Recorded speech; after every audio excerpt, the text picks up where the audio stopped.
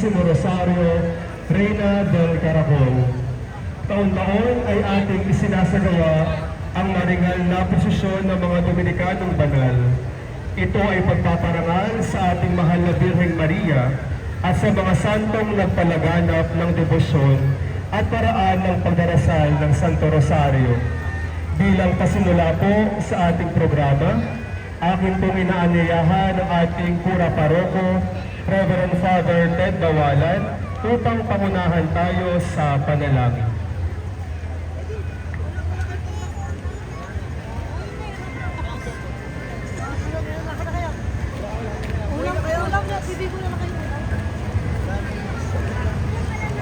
Sa ngalan ng Ama, ng Anak, at ng Espiritu Santo.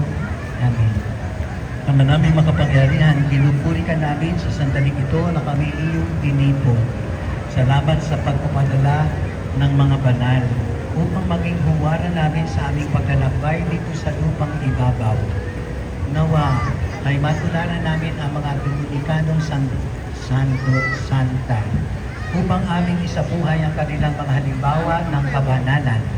Nawa ang posisyon na aming gaganapin ay maging paalaala sa amin na ang buhay namin dito sa lupa ay isang paglalakbay at ang aming patunguhan ay ang tahanan ng iyong inihanda sa aming sa kalangitan. Niling namin ito sa pangitan ni Kristo kasama ng Espiritu Santo magpa sa walang hanggan. Sa ngalan ng Ama, ng Anak at ng Espiritu Santo. Maraming salamat po, Father Ted. Sa punto pong ito, ating pinasasalamatan ng ating butihing Kura Paroko, Reverend Father Teodoro Bawalan, para sa suporta at pakikiisa sa taunang prosesyong ito. Gayon din sa ating katuwang na pari, Reverend Father Mariel Sumalyo. Gayon din, pasasalamat po sa ating lokal na pamahalaan sa pangunguna ng ating punong alkalde, Mayor Jose Voltaire de Cafrente, at sa ating vice-alkalde, Ms. Bam Gonzalez. Maraming salamat po sa patuloy na suporta sa mga gawain ng ating simbahan. At higit sa lahat po, pasasalamat sa mga kamarero, ang mga may-ari ng iba't ibang imahen ng mga Dominikanong Santo dito sa ating bayan. Atin pong sisimulan ang prosesyon ng mga Dominikanong banal sa pangunguna ng Cereales, ang kamahal-mahalang krus ng Panginoon.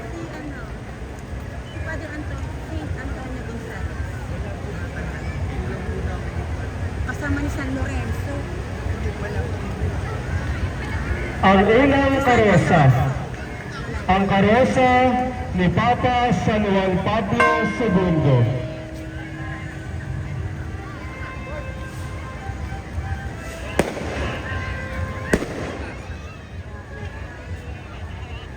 Si Papa San Juan Pablo Ikalawa ang nagsilbing ika-256 na Santo Padre ng Simbahang Katolika at pinuno ng lungsod ng Vatican mula 1978 hanggang kanyang kamatayan.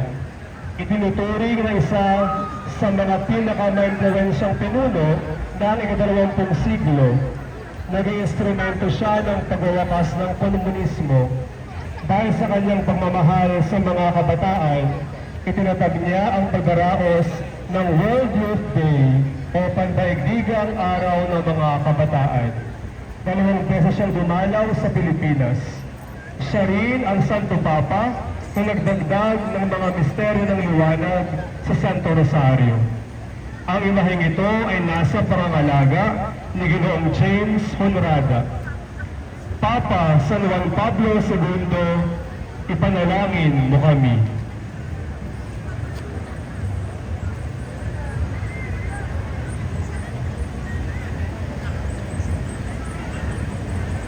Ang susunod na karosa, ang karosa ni San Lorenzo Ruiz.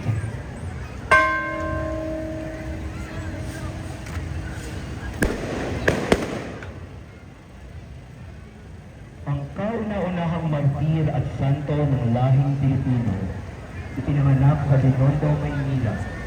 Anak ng isang Pino at isang Tagala, naging sapistan, eskribano, at kasapi ng Kompraternidad del Santísimo Rosario. may asawa at 2 anak. Nang dahil sa walang pasayang bintang at pag-uusig, sumama sa isang lihim na misyon sa bansang Hapon upang palaganapin ang Kristyanismo doon. Hinuli at dinala sa Nagasaki at nagdanas ng samot-saring pagpapakasakit.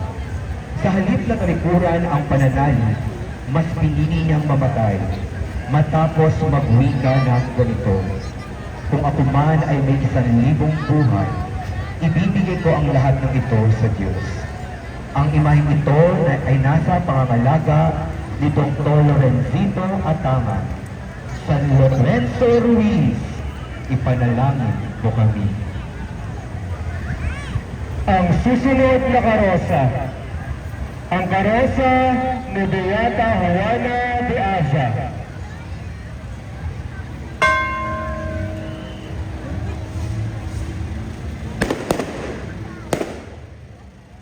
Siya ang ina ni Santo Domingo de Guzman. Siya ang patrona ng mga ilaw ng tahanan. Mula sa mahal na angka ng mga asa sa Calieruega, Espanya. Butihing asawa ni Felix de Guzman. Dahil sa kanyang pagtuturo ng mabuting asal at katesismo at pagmamalasakit sa mga marayuta at may mga sakit, hindi katakataka na ang kanyang 3 anak na lalaki ay pawang naglingkod sa simbahan at sa Diyos bilang mga pari. Ang imaheng ito ay nasa pangangalaga ng pamilya Legazpi. Beata Juana de Aza, ipanalangin mo kami. Ang susunod na karosa, ang karosa ni San Vicente Liem de la Paz.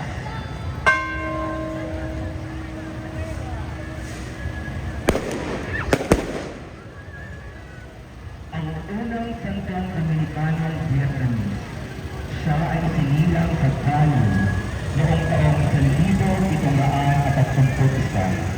Natanggap niya ang abito ng mga Dominikano sa Maynila at ipinagpatuloy ang kanyang pag-aaral sa Colegio de San Juan de Letran sa Intramuros.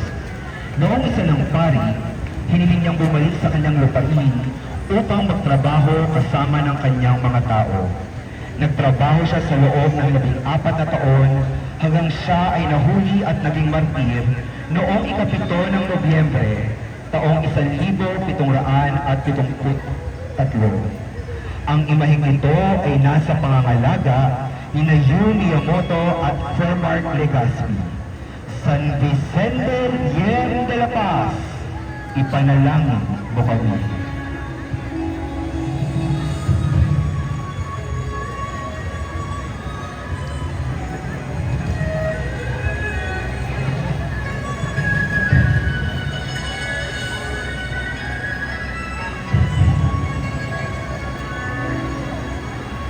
Ang susunod na karosa, ang karosa ni San Francisco de Capillas.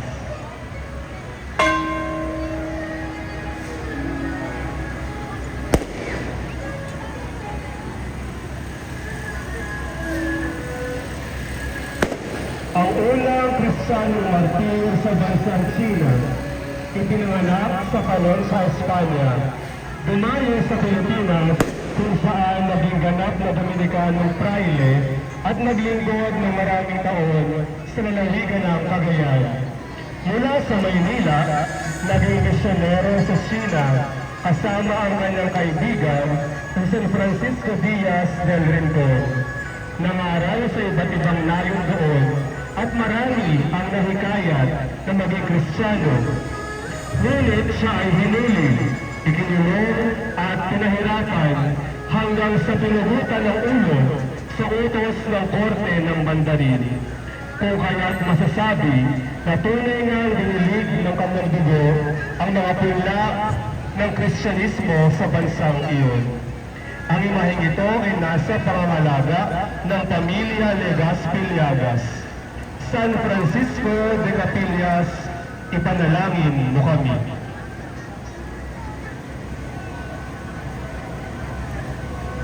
Ang susunod na karosa, ang karosa ni Santa Magdalena de Nagasaki.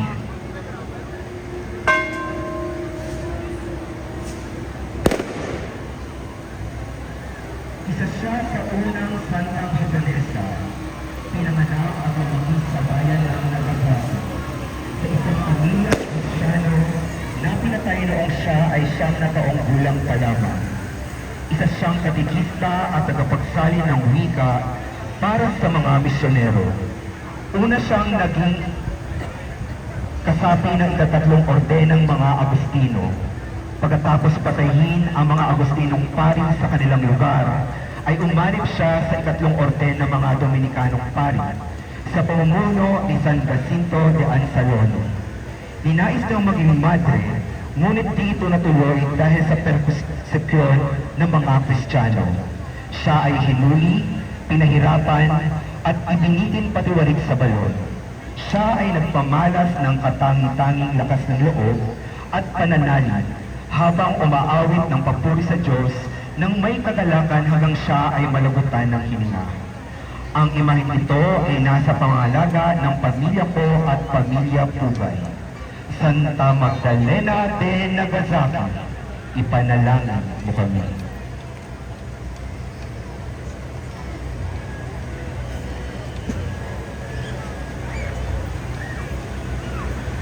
Ang susunod na karosa, ang karosa ni Santo Domingo Ibanez de Erquisa.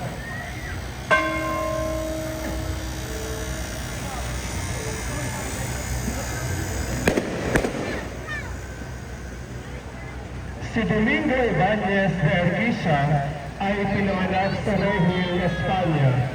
Pumasok siya sa mga Dominikano sa kumbento ng San Telmo sa lungsod ng San Sebastian.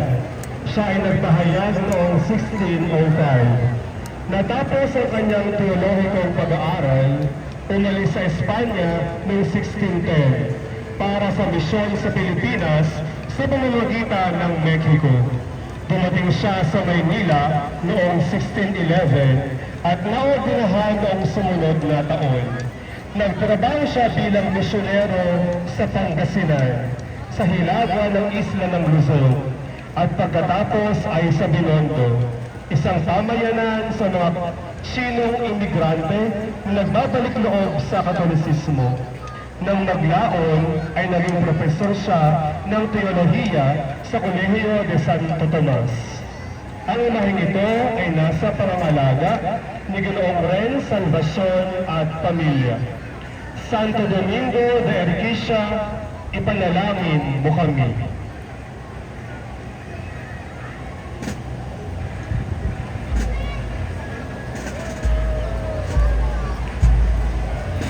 Ang susunod na karosa, ang karosa ni San Jacinto Giordano Anzalone.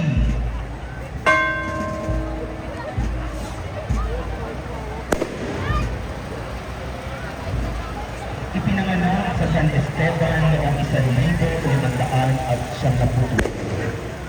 Kabilang sa Ordeng Dominikano sa edad na 17 taong gulang. Matapos maordenahan bilang pari sa Trujillo, siya ay nagtungo sa Espanya at Mexico bago maglakbay papuntang Pilipinas. Dumating siya sa probinsya ng Cagayan noong 1626 at naging bahagi ng Dominican Province o the Holy Rosary ng Pilipinas. Nagtungo rin siya sa Binondo, Maynila upang magsilbi, tumulong at mag-alaga ng mga may sakit sa parokya at ospital ng San Gabriel. Pinahirapan at namatay sa Nagasaki noong 1634 sa pamamagitan ng pagbitin ng patiwarik habang nakulubog ang kalahati ng katawan sa isang balon sa loob ng 7 araw. Ang imaheng ito ay nasa pangangalaga ng pamilya Tequila. San Jacinto Giordano Anzalone, ipanalangin mo kami. Ang susunod na karosa, ang karosa ni San Martin de Porres.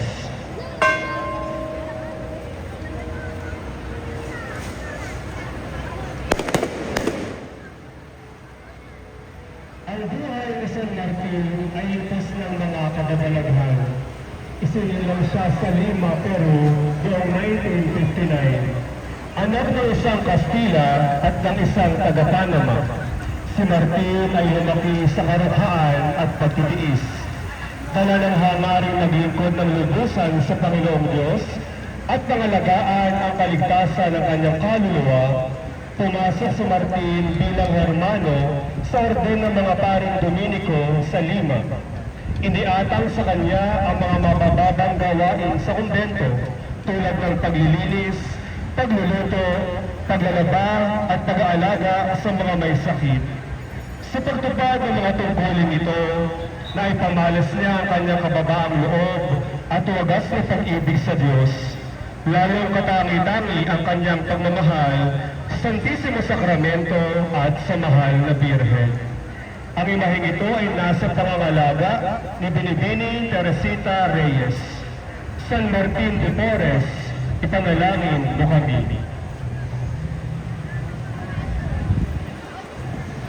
Ang susunod na karosa, ang karosa ni Santa Rosa de Lima.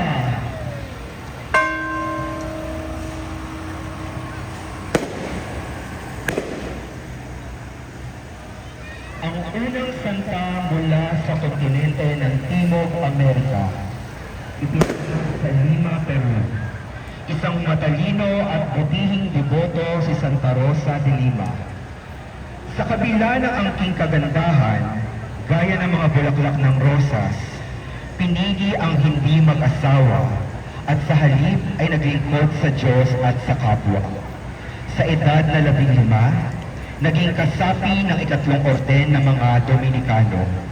Naglingkod sa mga may karamdaman at nagugutom hanggang sa kahuli-hulihang sandali ng kanyang buhay na puno ng sakripisyo at panalangin. Ang imaheng ito ay nasa pangangalaga ng pamilya Balbuena. Santa Rosa de Lima, ipanalangin mo kami. Ang susunod na karosa, ang karosa ni Santa Catalina de Ricci.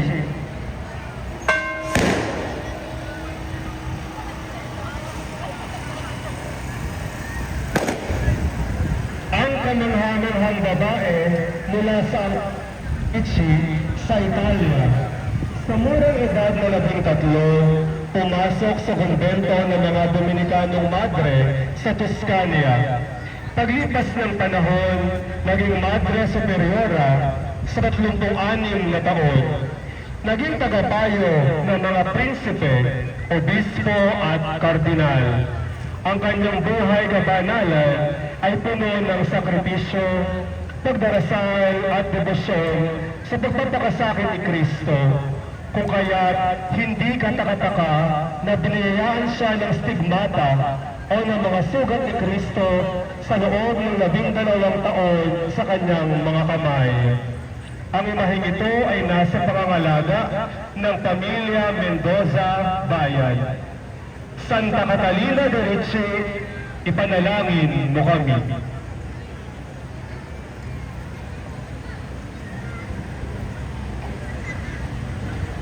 Ang susunod na karosa, ang karosa ni San Juan de Colonia.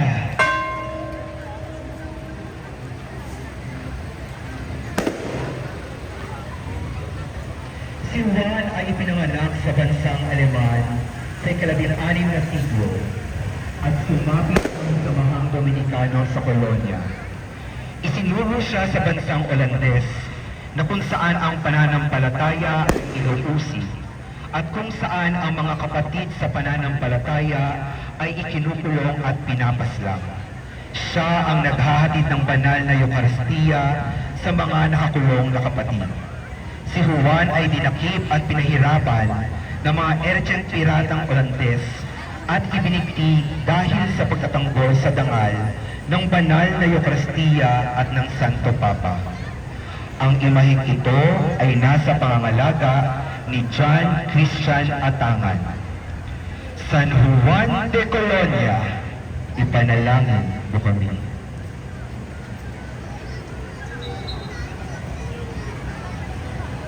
susunod na karosa, ang karosa ni San Luis Beltran.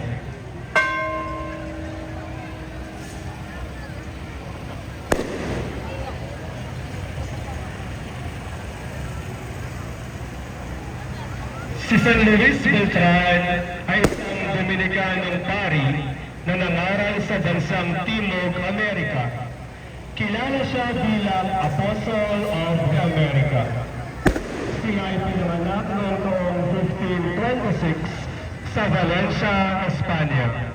Siya ay namatay noong 1581 at hinirang na santo ni Pope Clement noong 1696.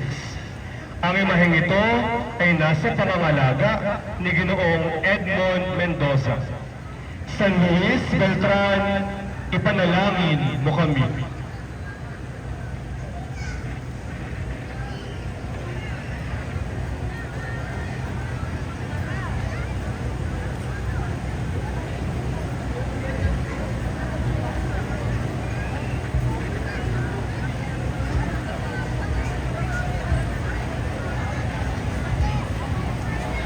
Ang susunod na karosa, ang karosa ni Papa San Pio V.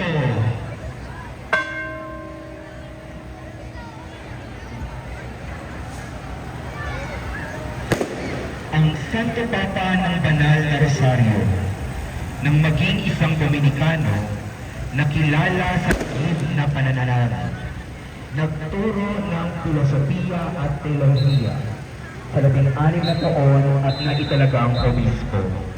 Nang mahalal na Santo Papa, nagpatupad ng maraming reforma para sa kaparian at banal na misa bilang kontra sa Protestantismo. Nang dahil sa kanyang pagdarasal at paghikayat sa makawal na magrosaryo, nagtagumpay ang hukbong Kristiyano sa Lepanto, Grecia, laban sa mga Turkong Muslim na balak sakupin noon ang Europa. Ang imaheng ito ay nasa pangangalaga ng pamilya Prodigalidad. Papa San Pio V, ipanalangin mo kami.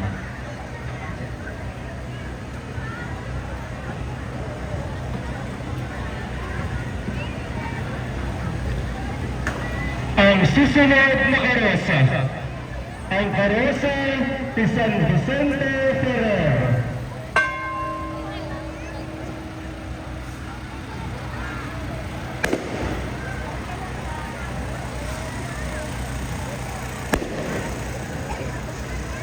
Siya ang patron ng mga mangangaral, isinilang sa Valencia, Espanya, nang maging isang Dominicanong pari sa gulang na 17 at naging bantog sa kanyang mga sermon sa kanlurang Europa na may diin sa pagsisisi at pagbabalik loob sa Diyos, kung kaya't binansagan siyang ang anghel ng huling paghukom na binabanggit sa Apokalipsis. Gaya nung nakasaad sa kanyang areola, Timite Deo et Date Ille Honorem, na ang ibig sabihin, matakot kayo sa Diyos at bigyan siya ng dangal. Nagtaglay din siya ng mga talento sa propesiya at paghihimala at nakahikayat ng maraming Hudyo at Muslim sa Europa upang yakapin ang pananampalatayang Kristiyano. Ang imaheng ito ay nasa pangangalaga ng pamilya Ferrer. San Vicente Ferrer, ipanalangin mo kami.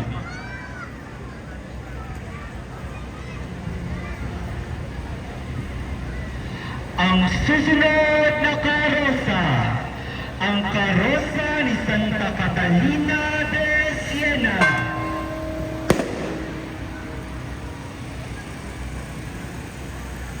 Ang isa sa unang babaeng sagang dalubhasa ng ating simbahan. Ipinanganak na bunso sa 25 magkakapatid sa Siena, Italia. Sa murang edad, nakitaan na ng kabanalan, umanib sa ikatlong orden ng mga Dominikano at naging tagapayong espiritual ng marami. Naimpluwensyahan ang kalakaran ng simbahan at tagapaglathala ng maraming libro pang relihiyon. Gaya ng pinahihiwatig ng hawak ng pusong may apoy, naglalagablab ang kanyang marupok na katapatan sa Santo Papa, pag-ibig sa Santa Iglesia Katolika at pananalig sa ating Panginoon. Kaya't bago pumanaw, iniwan niya sa atin ang ganitong payo. Sikapin mong maging kung ano ang ayon sa kalooban ng Diyos at mapag-aalag mo ang mundo. Ang imahing ito ay nasa pangangalaga ng pamilya Sabroso.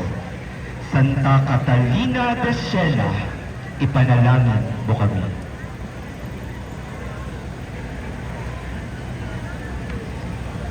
Ang susunod na karosa, ang karosa ni Santa Margarita de Castello.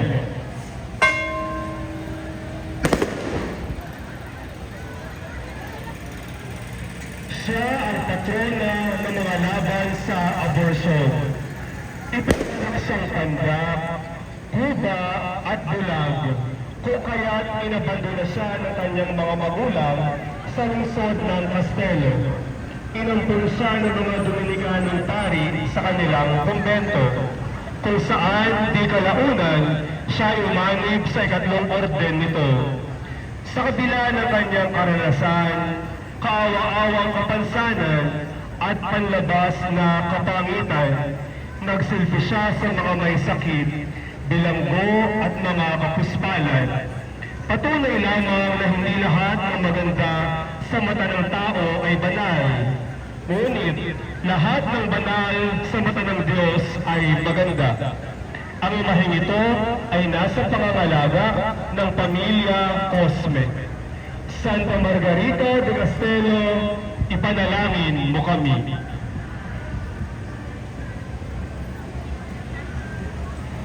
Ang susunod na karosa, ang karosa ni Santa Ines de Montepulciano.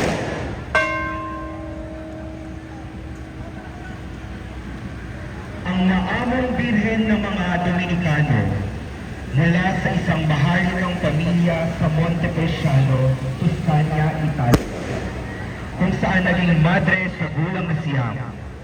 Dahil sa angking talino, kabanalan at kababaang loob, tulad ng isang tupa, naging superyora ng kumbento sa murang edad na 15. Nakapagtatag rin ng isang monasteryo sa kanyang bayan.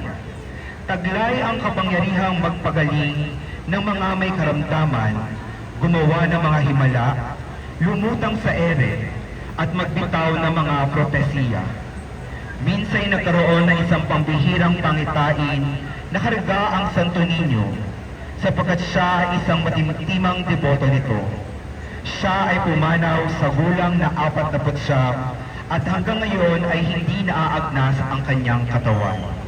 Ang imahing ito ay nasa pangangalaga ng pamilya Virata. Santa Ines de Montepulciano, ipanalangin mo kami.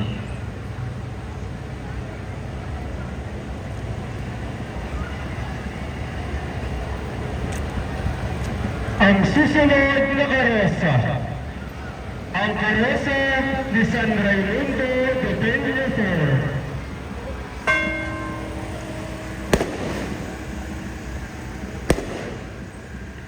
Siya ang patron ng mga abogado, isinilang sa Catalonia, Espanya. Dahil dalubhasa at guro sa batas ng simbahan, inatasa ng Santo Papa na tipunin at iayos ang lahat ng mga alituntuning kanoniko. Nagtatag ng Order of the Blessed Virgin of Mercy o Mercedinians upang magkawang gawa at ubusin ang mga Kristiyanong dinukot ng mga Muslim. Sa kagustuhang matalo ang mga Muslim, nag-aral ng Arabiko at Quran.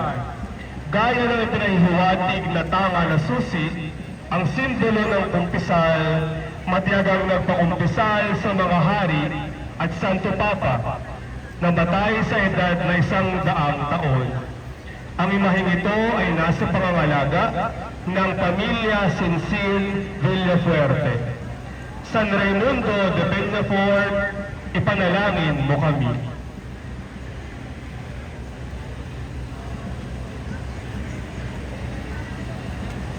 Ang susunod na karosa, ang karosa ni Santo Tomas de Aquino.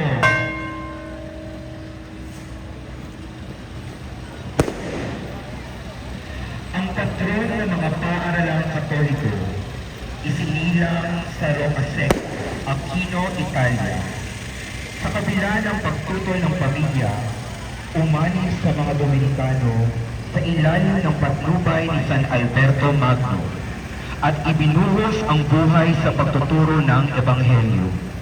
Naging tanyag na dalubhasa at huwarang guro ng filosofiya at teolohiya. Nakilala ng lubos sa mga isinulat, lalo na ang kanyang Summa Theologica at ginawaran ng titulong dalubhasa ng simbahan.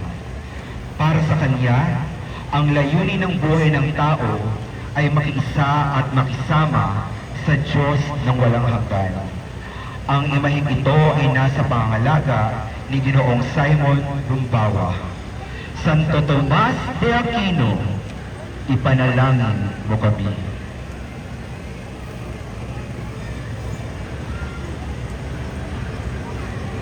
Ang susunod na karosa, ang karosa ni Santa Margarita de Hungary.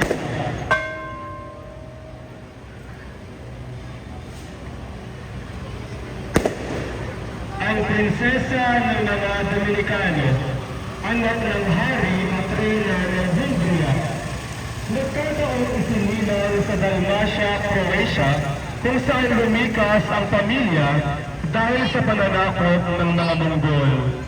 Nang mapalaya ang kaharian, ipinasok ng mga magulang sa kumbento ng Dominikano sa edad na 3 bilang pagtupad sa pangako sa Diyos. Ngunit nagbago ang desisyon ng ama paglipas ng panahon at ipinag-asundong ipakasal sa hari ng Bohemia na labis niyang tinutulan. Tuluyang tinalukuran ang pagiging isang maharlika at naging ganap na madre na payak ang buhay at tumutulong sa mga kapuspalan. Ang imaheng ito ay nasa pangangalaga ni Ginoong Christian Damian at pamilya. Santa Margarita de Hungria, ipanalangin mo kami.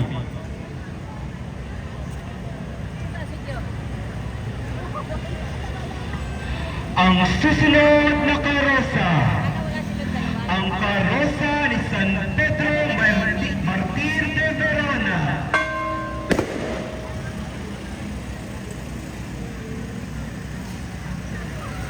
Ang unang martir ng mga Dominikano, isinilang sa Verona, Italia, na may magulang na mga heretiko. Sa kabila nito at sa edad na 15, pumasok sa orden ni Santo Domingo de Guzman nang masalubong ito sa Bologna. Di kalaunan, naging tanyag na mangaral at masigasig na kalaban ng mga heretiko sa Hilagang Italia. Nang dahil dito, tinambangan ng mga katunggali habang patungo sa Milan at tinaga sa ulo. Bago malugutan ng hininga, na isinulat pa niya sa lupa sa pamamagitan ng sariling dugo, gamit ang hintro ang katagang Credo e Unum Deum, na ibig sabihin ay maniwala sa iisang Diyos. Ang imaheng ito ay nasa pangangalaga ni Ros Matthew Raquenio. San Pedro Martir de Verona, ipanalangin mo kami.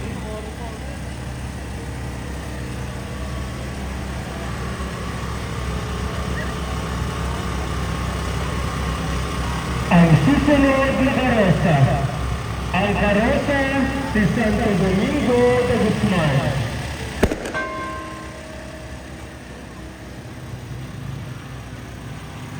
Ang dakilang nagtatag ng orden ng mga Dominikano, isinilang sa Calmaruega, Espanya, anak nila Venerable Felix de Guzman at Beata Juana de Asa. Nang siya ay pinagbubuntis pa lamang ng kanyang ina, nanaginip ito na magluluwal ng isang aso na may dalang sunod sa bibig at tila bagay nag-aalabi ng apoy ang sanlibutan. Naging pari ng dahil sa kagustuhan magpalaganap ng Ebanghelyo sa hilagang Europa, ngunit sa gitna ng misyon, nakita niya ang pangangailangan na magkaroon ng kaparian ng mga ngaral na nagpayak na pamumuhay. Kung kaya, itinatag niya ang nasabing orden at nakapangaral sa Pransya, Espanya at Italia. Minsan nagbitiw ng mga salitang, tayo ay magsuot ng kababaang loob sa halip ng marangang damit. Sa edad ng 51, pinawian siya ng buhay sa labis na kabaguran, sakripisyo sa ngalan ng poong may kapal. Ang imaheng ito ay nasa pangangalaga ng pamilya Gutierrez. Santo Domingo de Guzman, Fundador del Orden Dominico, ipanalangin mo kami.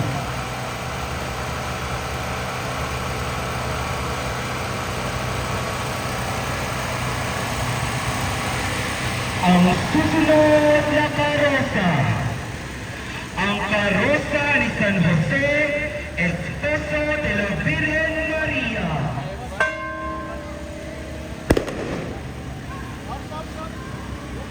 Ang patron ng Iglesia Katolika, ng mga ama at manggagawa, isang karpinterong taga Nazareth, Galilea, at mula sa lahi ni Haring David, asawa ng mahal na Birheng Maria at ama ng Panginoong Hesukristo.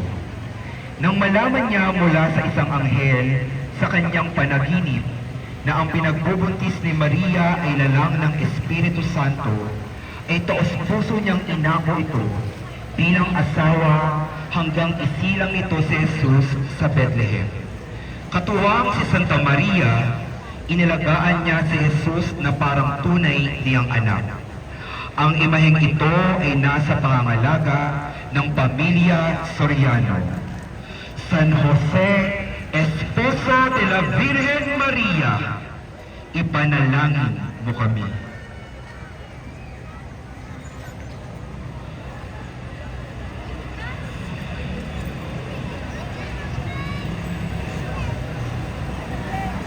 Ang huling karosa, ang karosa ng festehado.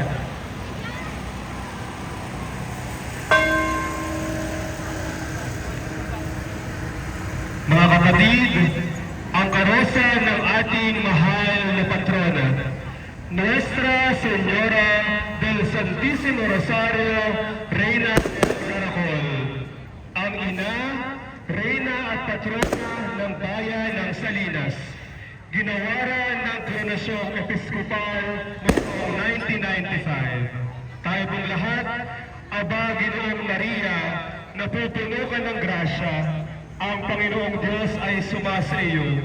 Bukod kang pinagpala sa babaeng lahat, pinagpala naman ang iyong anak na si Jesus.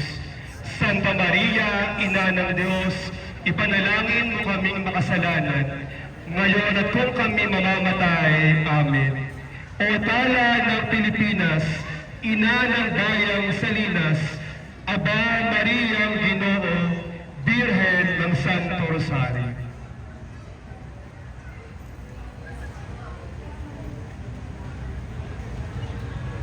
Ang lahat po ay nanayahang sumama sa ating banal na posisyon. Pagbalik po ay gagawad ang final blessing.